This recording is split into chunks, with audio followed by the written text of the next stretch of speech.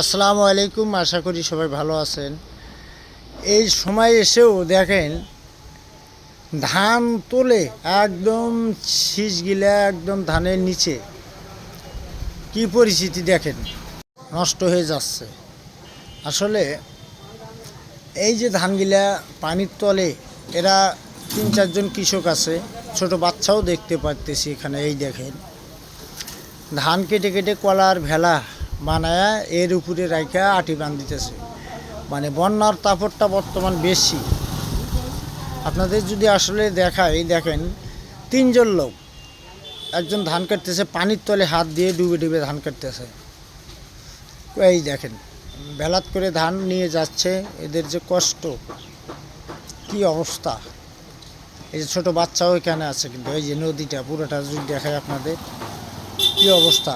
এদের কষ্ট শেষ নাই। আসলে বড় কষ্ট লাগে আমার কাছে একটাই, এরা